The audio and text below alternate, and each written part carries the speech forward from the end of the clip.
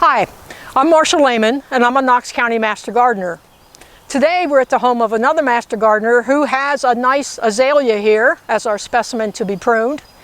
And tools that I have with me today, most of my pruning will be done with hand pruners. Anything that's more than about 1/2 inch, I'll use the long-handled loppers on.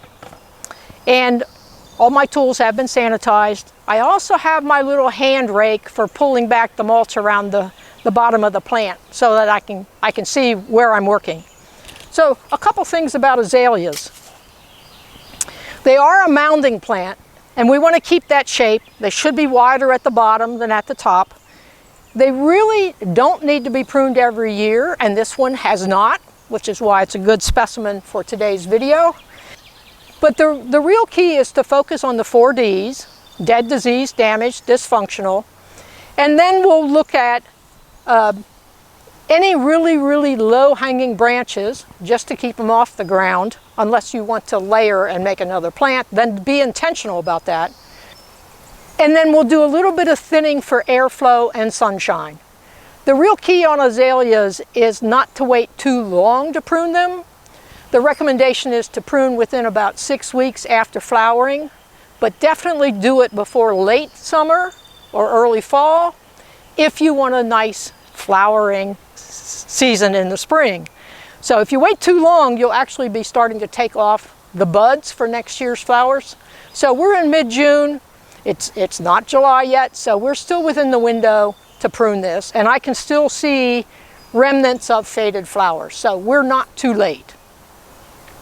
So with a mounding shrub, I always like to start at the bottom and clean out low-hanging branches unless there's something we intentionally want to layer, and then I'll work my way up to thin the middle. So let's get started. So as I was pulling out all the mulch around here, I found this really low-hanging branch, which in some cases I would be inclined to take off, but it's long enough and out here far enough that we've decided we're going to let this one layer. So we'll come out here towards the tip where the greener growth is, and we'll put this stone on top, and then we'll cover this up later with a little bit of soil, give that some time over the summer to root, and then that will also remind me not to cut that branch off as I actually start the pruning. So, as I say, while cleaning out or pulling back the leaves, I found this one and we decided we're going to layer this one and make another plant, which will be identical to the parent plant. So, let me move again and I'll actually start pruning. Okay, so you probably don't have a real good view of me, but I'm going to start at the bottom and clean off some pretty, not as low as the one that we layered, but some low and small. Let me just show you. These are quite low, not getting much sunlight, and they're not even 1/4 inch in diameter, so they're small. And that will just help to improve the airflow down around the base of the plant, especially with all the mulch that was pulled back and that I'll have to put back in place. So what I'm really looking for, and your plants can take this, but move these around and find the dead. That's really obvious, there's no green.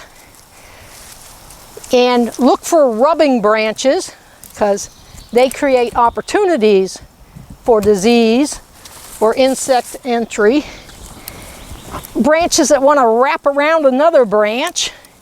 Got one of those down here. And as I come up into the center, you know, things that are in the very center get very little sunlight and they tend to be really spindly. And as I follow this one down, it wraps around. So I'm going to take that out. So here's an example. You can see this lower branch, but it wraps around is buried way down in the center. And so I'm going to take that out as low as I can. There we go. Just to open up the middle a little bit for some airflow and sunshine. Keeping plants healthy is all about getting airflow through the plant so that any fungal spores floating through the air don't get trapped. And then obviously sunlight if the poor plant is supposed to be doing photosynthesis. So now what I'm snipping at the moment is all brown, dead. I could probably break it off with my fingertips, but I prefer, well, sometimes that happens, but I actually prefer to snip them with the pruners. So, you know, a whole bunch of short, brown, spindly, dead stuff. And that can be a fair amount of what you're doing here. You're not making major cuts. I really don't expect to have anything big enough to use the loppers.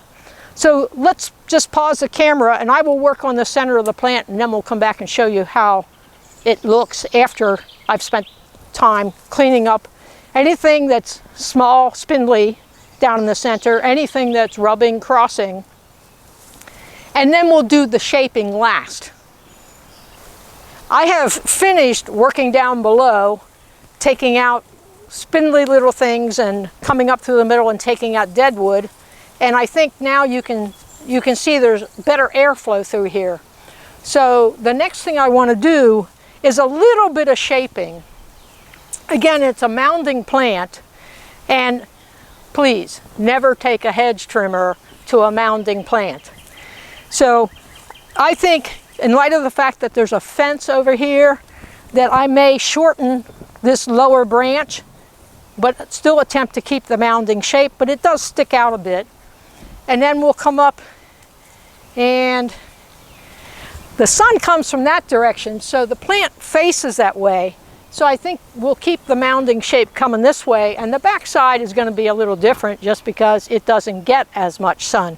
So we'll keep the mounding shape nicely over there, and then I'm not going to take much off back here because it doesn't have quite the same shape. So again, let me start at the bottom. We want the bottom always to be widest. The mound is kind of like an upside down bowl, so it should be wider at the bottom.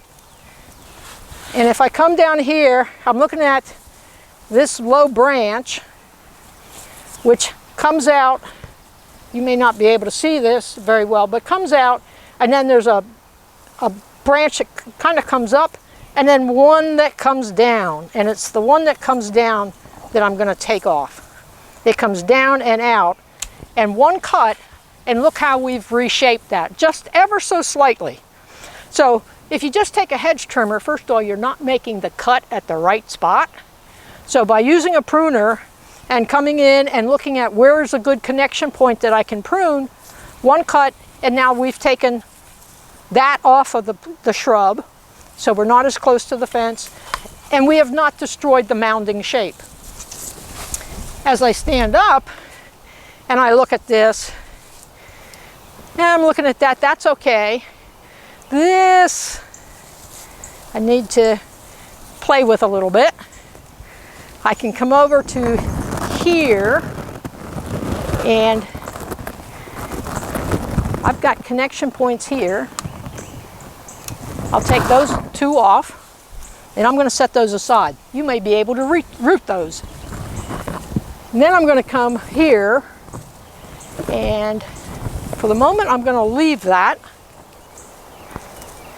Looking at this one, we'll take just one little side off, and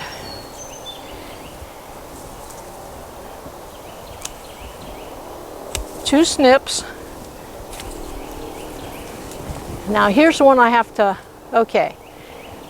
This is where, coming in, this branch comes up, and then it comes out with 1, 2, 3, 4, 5, 6 little branches. I'm going to take off the two longest ones on that one. I'll take, this one is similar, comes up and then it's got 5 or 6 little branches. I'll take off 1, 2, and I haven't destroyed the mounding shape, and I'm letting this Let me come back here, I'll take off 2. So I haven't destroyed the mounding shape, and then I really need to walk around and look at it from another angle to see what I might want to adjust. So as I come around this side, this cluster here and this catch my attention. So I'm going to take this off back at a node, and that allows me to keep a little bit more of the shape. Now I think I want to take these 2 off, keep that, and then this one catches my attention, and this one I'm going to take off back here. And then I'm going to stand back and observe again, but I think, I mean, this is really minimal pruning. We took out the dead stuff, we took out the spindly stuff around the bottom, and then we did minimal pruning on airflow in the middle, anything that was crossing, rubbing, and then came around and did just a modest amount of shaping, and this will not need to be pruned for a couple more years. So this plant had never been pruned in somewhere between 5 and 10 years, we're not really sure. So in another 5 years it may need a little touch-up. So that's how you prune an azalea. Thank you for joining us today. I hope you learned something.